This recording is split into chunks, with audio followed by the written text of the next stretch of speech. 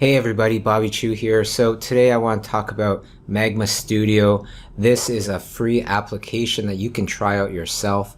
Our hopes and dreams with this application, making it, is really to bring together people in a wonderful collaborative way, to bring together people to make some art.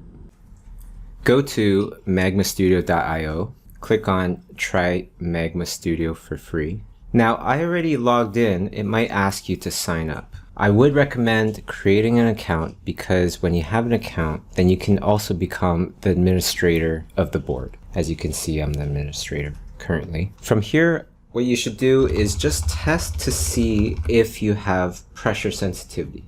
Can you make a big brush stroke and a little one? Now, if you can't, the first question that I ask is, are you using Chrome? If you use Google Chrome, that can take away a lot of the issues that people might have if they're using Safari or Firefox or something like that. Chrome definitely seems to be the best. Also, if you go up to the button here with the three icons and you go to Help, there's also an extension for Chrome that could help with your pressure sensitivity. The other thing about this page is that if you scroll down, you can see all the shortcuts. Keyboard hotkeys and shortcuts. Okay, and it also has any other known issues that you might have. The other way to fix it is if you're using a Wacom tablet, go to your pen, and then from your pen, go to Calibrate. Down here we have a little checked off thing here that says Use Windows Ink.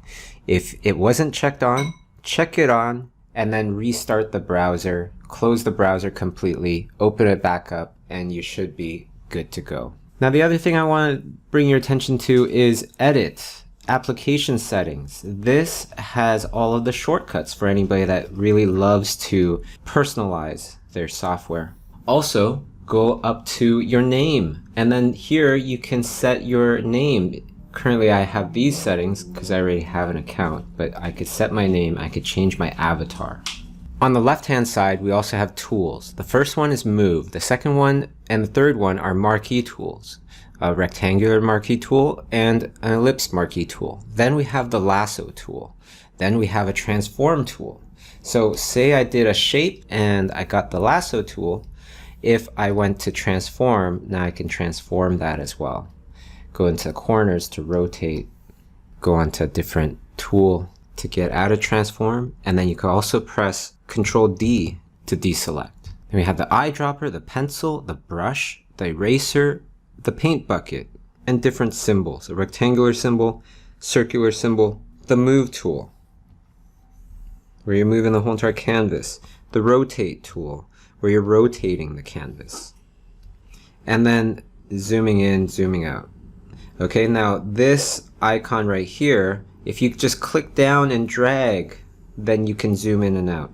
A lot of times what we do in Photoshop is we press Control minus or Control plus or Command minus or Command plus for Mac. But as you know, if you press Control plus or Control minus in a browser, it tends to enlarge everything, including the buttons, including the fonts. So we've disabled that. And how you zoom in and out is you hold down the letter Z and you click down with your pen and drag left and right. And then you can easily zoom in and out. Now I want to bring your attention to this top row here. This is undo, this is redo, zoom in and out, and this is flip the canvas. However, when you're flipping the canvas, only you see the canvas flip, which is a wonderful tool there, a wonderful feature, because all these features, they revolve around collaboration, and that's how this program is different. Okay, we have the rotate tool again, and then we have the set back to normal kind of rotate button there. Now I'd love to bring your attention to the right hand side. We have the color wheel where we have the hue, the saturation, and value. We have these 6 different brushes. Currently we don't have any custom brushes yet, but it definitely is on the horizon. Now what are these for?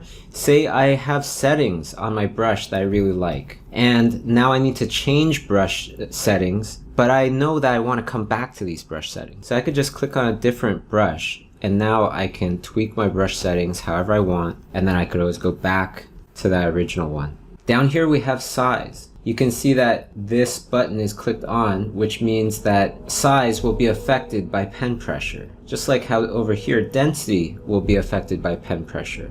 Now size, this is pretty self-explanatory. How big is your brush? How small is your brush? Minimum size is the minimum size of your brush if you're pressing really lightly.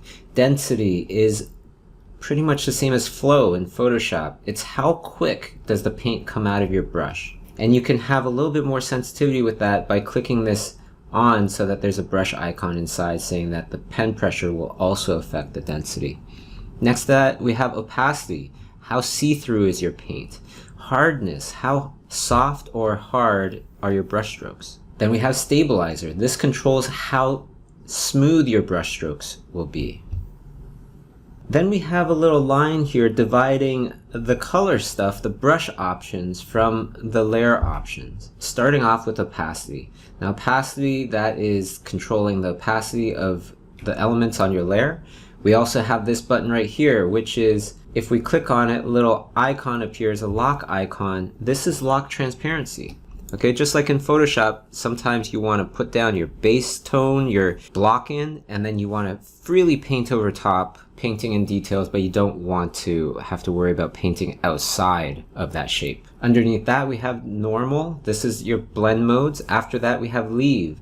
How this program works is that you can all collaborate together, but you cannot paint on a layer that's owned by somebody else. You can see an indication of a color on the side here.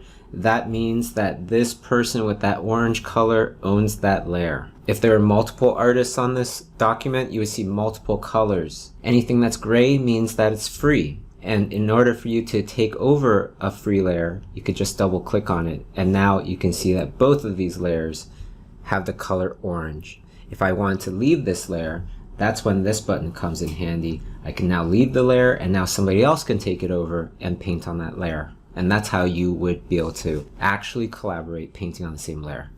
The next button here is a duplicate layer button. So now I just made a copy. I'm going to undo that and then go to the next layer and then go to the next button. I'm going to undo that and then I'm going to go to the new layer button. And that's how you create a new layer.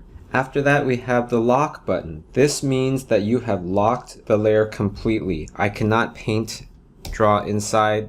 The layer is locked. The next button here is a crooked arrow button, kind of looking like what we call parenting a layer to another layer in like Photoshop, where you don't want to paint outside of your block in. However, you might want to keep certain things still separated from your block in. Well, this is a wonderful way to do that because you can have all of that green element there separated from everything else, but you still don't have to worry about keeping the paint inside the lines, so to speak. Next button here is clear. Next button after that is kind of like a merge button. But when I press on it, you can see that all of the green will be transferred underneath, yet my layer remains there. Okay, so everything did merge, however, I still have my layer there.